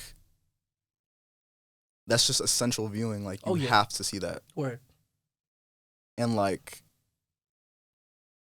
if there's ever moments of, like, you know, self-doubt or, like, whatever, like, I'll always just refer to that. Word. And just know, like, all right, like, I got it, bro. I got it. No, I know that was a lot. Nah, word. Nah, I'm just thinking about it. It's just like, my mind went blank, and it went blank because it's just like, I feel like we don't, like, or at least me, like, I don't really realize, like, how, like, important that moment is. Mm-hmm. Like, it's like, that's roots. Right. Like, seeing where Kanye is now compared to, like, that moment, that's roots. Yeah. Like, that's insane. Like, nobody knew his name. Like, you were barely known, and you got first of all, congrats on getting a Lauryn Hill sample cleared. Mm. I mean, it got rejected, but she cleared it and then denied being on the song. Right. But, like, god damn, his hunger, man. Oh, my God. Because, like, he just knew, he knew that he was the one. He just knew. I think, like, I heard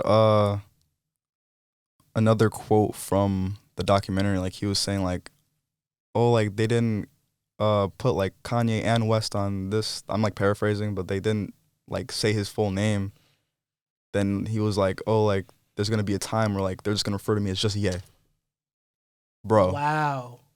Bro. What the fuck?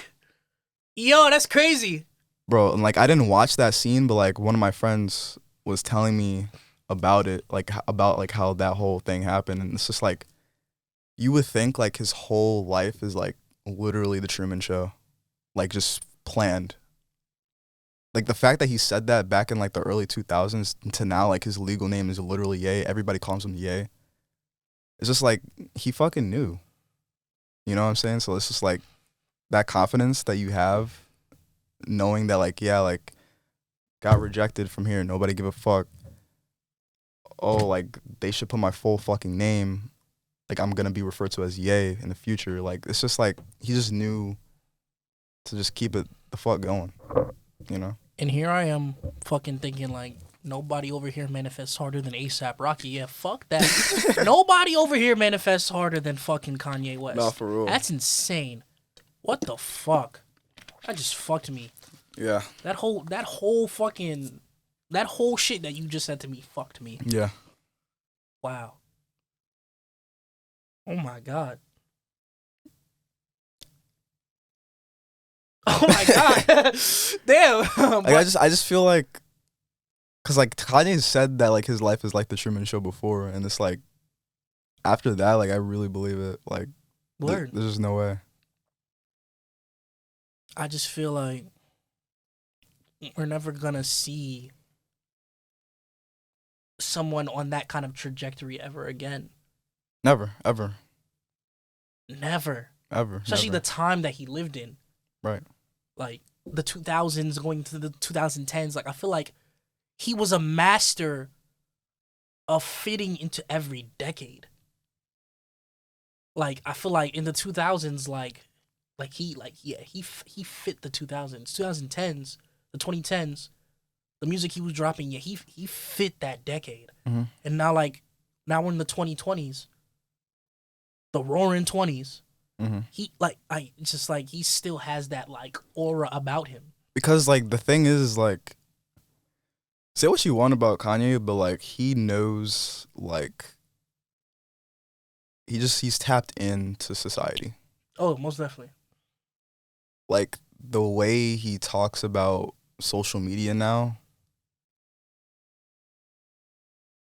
to going back to like the shit that he was talking about on Late Registration and College Dropout, about like the political scene, like climate in the United States, like George Bush doesn't care about black people. Shit like that, like you wouldn't have thought, like when he said George Bush doesn't care about black people, that was a controversial statement. But like now, like that's kind of like no shit. You look back and you're just like, yeah, that nigga was spitting. But in the moment, it's like, what the fuck did he just say? Ridiculous. Because, like, I mean, I wasn't, like, sentient enough. Like, I was, like, 3 at the time, I think. Like, I wasn't sentient to know that. But I know growing up, like, shit like that was what he was saying. And even, like, the fucking, like, VMAs, like, when he took the fucking shit from Taylor. It's like, yeah, like, that's crazy. It was kind of ignorant, but But he was saying what everybody thought. Exactly. Beyonce deserved that fucking Grammy. Exactly. Yeah, you can. I feel like a cop out in that moment. Oh, he's been drinking. He's had a few drinks. We know about the Henny bottle. Iconic. Yeah. But a cop out, a natural Kanye cop out. That nigga crazy. That nigga crazy. That nigga crazy. Okay, I'm crazy. But what you gonna do about it? For real. And like, even like, if you think about like now, he talked about taking likes away from Instagram years before it happened. I remember that. Years before it happened. Remember that. It's just like, he just knows. Like, he just knows shit. Like, literally, he knew about all the shit that be gassing you hoes. He knew about all that shit. Respectfully. Mm-hmm. Yo, I'm not even gonna lie, like, I feel like he's mastered. We talk about a nigga mentality. He's mastered it. He's mastered it. It's insane. Because, like, the shit that he's spoken on or spoken about, and the fact that, like, so much of it has come true. Yeah. Bro, just think to, like, the Zane Lowe interviews, fucking Sway. Like, he literally is, like, the real life, like, prophet, bro. Like, he just knows. Like, he was talking about becoming a billionaire and becoming, like, Yeezy being, like, global fucking, like, fucking rappers becoming rock stars. Like, it's just like, he just fucking knew.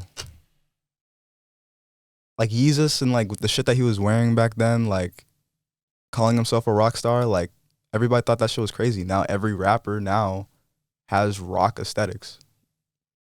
And is calling themselves rock stars and is wearing crazy shit. Yeah. Like, the way that fucking rock and rock culture and emo culture has bled like into the mainstream and bled into hip-hop and trap. It's insane. Because, like, shit like Yeezus made room for shit like Whole Lotta Red. And it's like, when you think about that, he's just tapped in. He's just fucking tapped in, man. Like, for real. You know? Word. Even with fucking 808s, like, niggas was not doing, like, yeah, there was T-Pain, but, like, the way that Kanye was using autotune was just crazy.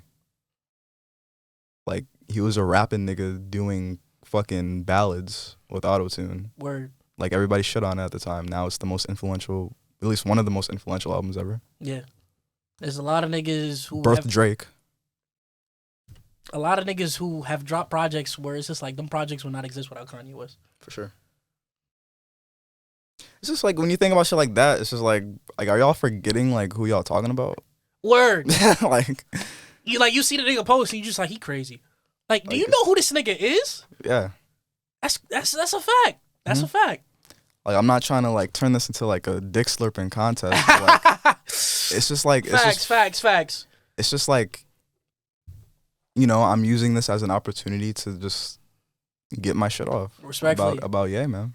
This man Steven has felt a way about all this shit for a long time. No, bro, I've been keeping it in because it's like, bro, like, I can't fight these narratives, man.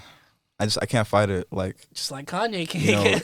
Try it. You know, the group chats and shit, like, all shitting on Kanye, and, like, I can't fight it, you know. Respectfully. And this just goes to anybody who's watching this who just had the thought of, yo, oh my God, they really on Kanye dick right now. Well, you on ours. Hop the fuck off. Exactly. Find real estate on someone else's dick. For real, y'all might get pregnant, honestly. Like, the way y'all on my dick, like, crazy. Nah, word. But so, like, we've had a whole discussion of Ye. I didn't even expect to get into this deep into Ye. But the main thing, like, again, we talk about confidence, we talking about vulnerability, all that.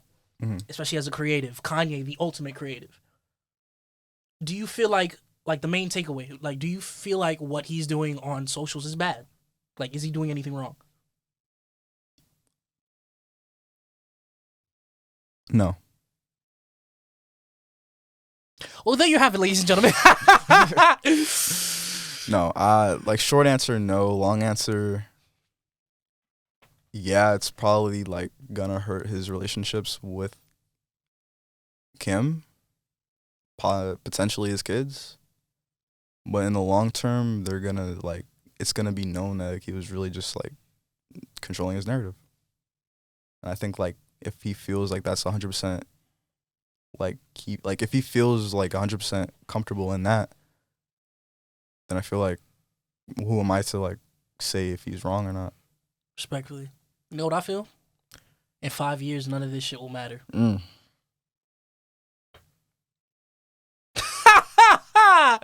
Nah, respectfully. I mean, that's just how it is. See that? Yeah. See that? In 5 years, none of this shit will matter. Kanye will be doing his thing. Kimberly. This shit will be a blip in memory. Honestly. Literally, like, bro. Literally. This shit will not matter at all. Kimberly, well, I frankly don't give a fuck what she ends up doing. But like we said before, it's about the kids, bro. That's the most important part. Like, that's the most important thing in this situation. Kids.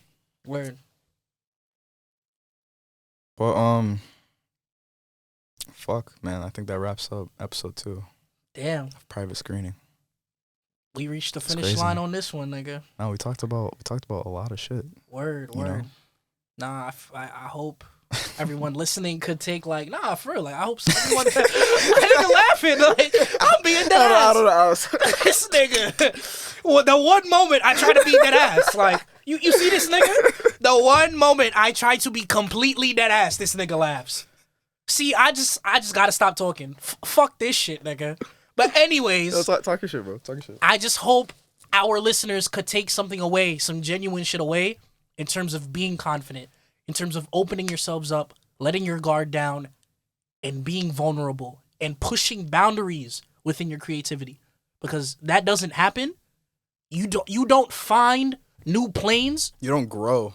Word. You know what I'm saying? Like, there's no growth if you don't push boundaries. Like, you just stay in like a fucking box. Respectfully. You do not find new planes of existence within your creativity if you do not push boundaries. And how do you do that? Open the fuck up, my nigga. Yeah. Some of you niggas even just a little bit, bro. Word. Some of you niggas is too closeted, no gay shit. Some of you niggas is too closeted, no gay shit. Just had to say that shit twice. Some of you niggas is too closeted, no gay shit. Yo, I need to fucking rap, bro. No, that was a bar. Bro, I've been saying too much fucking shit that is like a bar, bro. That was a bar. 2023, I'm dropping my tape, respectfully. Nah, fuck that. I'm gatekeeping my bars from all y'all niggas. Respectfully, you gotta gatekeep bars now, bro. We gatekeeping everything. All right, we here at Everything in the Cinema gatekeep everything. Respectfully, you know, if that's one thing that you take away from this is that we gatekeep. Word. And we hate. OD. Everything in the Cinema. We here, private screening. Me and Steven. We in the theater. Watching movies, popcorn eating, sucking on your bitch's titties in row E, nigga. Ooh! This is private motherfucking screening, nigga. Ooh! Come on now. Private screening. Private screening. Private screening. Private screening. Love y'all niggas. For real. Word up. Thank you for tuning in. Catch us on episode 3. You know the socials. Bing bong.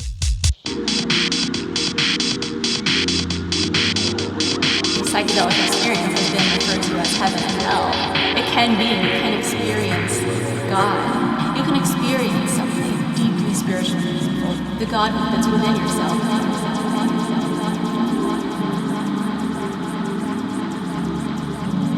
Between heaven and hell, it'd rather just be home.